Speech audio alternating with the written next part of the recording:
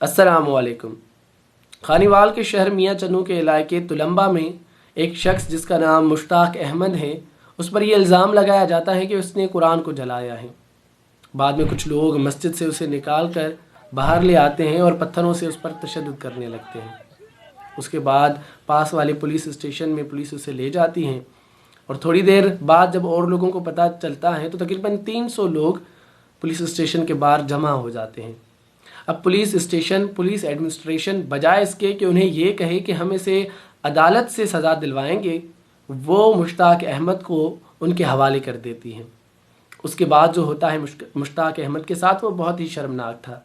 मुश्ताक अहमद पर तशद्दुद किया जाता है और उसे एक पेड़ से बांध कर और उसके बाद फिर उससे उस पर तशद्दुद किया जाता है और आखिरकार जब मुश्ताक अहमद की मौत वाक़या हो जाती है तो उसे निशान इबरत के लिए पेड़ से लटका दिया जाता है। अब इस पर एक सवाल पुलिस स्टेशन की एडमिनिस्ट्रेशन पर भी उठता है कि जो उन्होंने किया क्या वो सही था, क्या वो कानूनी तरीका था, क्या उन्हें ये करना चाहिए था। अब इसका जवाब देना इतना आसान नहीं, क्योंकि 28 नवंबर 2021 को जब कुछ ऐसा ही वाक़या हुआ था तो कुछ लोग पुलिस स्टेशन के बाहर चारसड्डा के पुलिस स्टेशन के बाहर जमा हुए थे और जब पुलिस स्टेशन वालों ने वो अक्यूज्ड बंदा उन्हें देने से इनकार कर दिया तो पुलिस स्टेशन को ही जला दिया उन 3-4 हज़ार लोगों ने जो चारसड्डा के पुलिस स्टेशन के बाहर जमा हुए थे।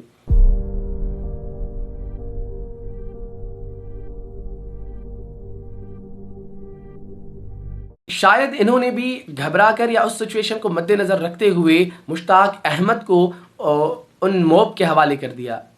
अब हम बात करते हैं यहाँ पर इस्लामिक आइडियोलॉजी की कि यहाँ पर इस्लाम क्या कहता है, इस्लामी निज़ाम इसके बारे में क्या कहता है।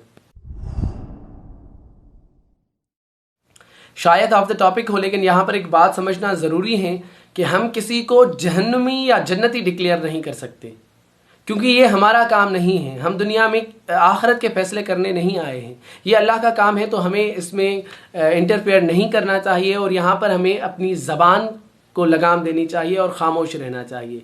ना पॉजिटिव बात करें यहाँ पर, ना ही कोई नेगेटिव बात करें। अच्छा, दूसरी कि अगर हम किसी स्टेट में कोई जुर्म करते हैं, अगर कोई क्राइम करते हैं तो हमें उस स्टेट के मुताबिक, मतलब according to the law and through to the law सज़ा मिलनी चाहिए। मतलब कि हमें जो हमने जुर्म किया है उसकी सज़ा क्या बनती है वो लॉ डिसाइड करेगा, उनके लॉ में क्या लिखा हुआ है, और थ्रू टू द लॉ मतलब हम कोई और कानून को अपने हाथ में नहीं ले सकता। मतलब कानून ही सज़ा दे सकता है, अदालत ही आपको सज़ा दे सकती है और कोई भी आपको वॉलंटियरली सज़ा नहीं दे सकता। अगर हम इस सिचुएशन को एनालाइज करें तो हमें पता चलेगा कि इस सिचुएशन में जो तुलंबा में अभी हुआ, वहाँ पर मुकम्मल कानून की वायलेशन हुई, क्योंकि वहाँ पर कानून को हाथ में लिया गया और ना ही वो सज़ा अकॉर्डिंग टू द लॉ थी और ना ही थ्रू टू द लॉ थी। तो दोनों मामलों में ही जो वहाँ के लोग थे उनकी गलती है और एक बहुत बड़ा जुर्म है किसी को कत्ल करना या किसी के कत्ल में मुलविस होना।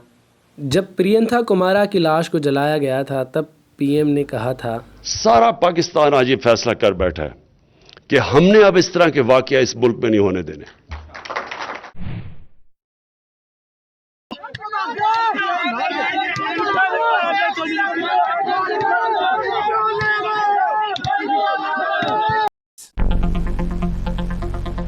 ये पहला वाकया नहीं, अगर आप पाकिस्तान की हिस्ट्री उठाकर देखें तो ऐसे बहुत सारे वाकयात पाकिस्तान की हिस्ट्री में होते चले आ रहे हैं। तो बेसिकली प्रॉब्लम किधर है, मसला कहां पर है? मेरे ख्याल से यहां पर मसला यह है कि इंतहा पसंदी है। मुआशरे में एक्सट्रीमिज्म बहुत ज्यादा है, एक्सट्रीमिस्ट लोग बहुत ज्यादा हैं और ये एक्सट्रीमिस्ट लोग मां के पेट से ही नहीं आते, मगर इनको मुआशरे में ऐसा बनाया जाता है, मुआशरा उनको इंतहा पसंद बनाया जाता है कि देखो अगर कोई तुम्हारे बिलीव्स के खिलाफ जरा सी भी बात कह दे तो तुम्हें ये रिएक्शन देना है, ये तुम्हें इक़दाम उठाने हैं। तो इसलिए वो कानून को अपने हाथ में उठाता है, क्योंकि उसकी सोच, उसकी तरबियत कुछ ऐसी की गई है कि अगर इसने मेरे रिलीजन के खिलाफ कुछ बात की, अगर इसने नेशनलिज्म के खिलाफ कुछ बात की तो मैं जो है वो ये रिएक्शन दूंगा।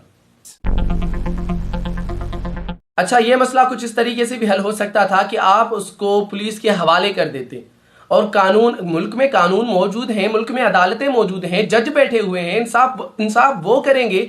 ये कहाँ का इंसाफ है कि आप खुद ही अदालत बन गए, खुद ही आप जज बन गए और उसको सजा सुना दी और उसको मौत के घाट उतार दिया। इससे ना सिर्फ हमारे मुल्क का बल्कि हमारे दीन का नाम भी खराब होगा। ये इंतहा पसंदी के सिवा और कुछ भी नहीं। जो शख्स अपनी गलतियों से नहीं सीखता वो आगे जाकर फिर वही गलती करता है। अगर मुस्तकबिल में हम चाहते हैं कि ऐसा कुछ ना हो तो हमें अपने माजी से समझना पड़ेगा, अपने माजी को समझना पड़ेगा कि हिस्ट्री में ऐसा क्या हुआ जिसके सबब ये फसाद हुआ। मिसाल के तौर पर आप इस सिचुएशन को ले लें। यहाँ पर हमको पता चला कि हमारी पुलिस और हमारा एडमिनिस्ट्रेशन इस काबिल नहीं है कि वो इस मामले को हैंडल कर सके।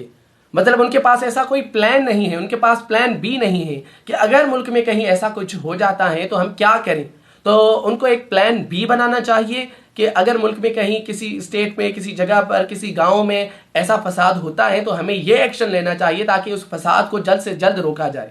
दूसरा, इस मसले का हल ये निकल सकता है कि हमारे जो रिलीजियस स्कॉलर मौजूद हैं, वो चाहे मस्जिद में हो, मंदिरों में हो या कलीसाओं में हो, उनको चाहिए कि वो अपने लोगों में टॉलरेंस पैदा करें। वो अपने लोगों को समझाएं कि if you are doing this then you are against the law.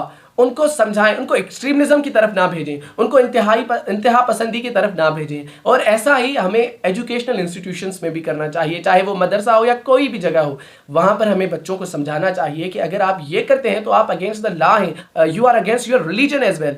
सो उनको समझाना चाहिए। यहाँ पर बात आती है तरबियत की। अगर तरबियत हो तो ये मसला हल हो सकता है, क्योंकि ये मसला किसी एक शख्स का नहीं, ये मसला पूरी सोसाइटी का है। हर सोसाइटी में ऐसा होता है। तो इस मसले को हमारे रिलीजियस स्कॉलर और हमारे एजुकेशनल जो भी बंदे हैं, हमारे एजुकेशनल जो इंस्टीट्यूशंस हैं, वो इस मसले को अच्छे तरीके से हल कर सकते हैं। इससे क्या होगा, इन फ्यूचर ऐसा कभी नहीं होगा, क्योंकि उनको पता होगा कि हाँ ये गलत है। अभी उनको नहीं पता चल रहा कि जो हमने काम किया है वो सही है या गलत है।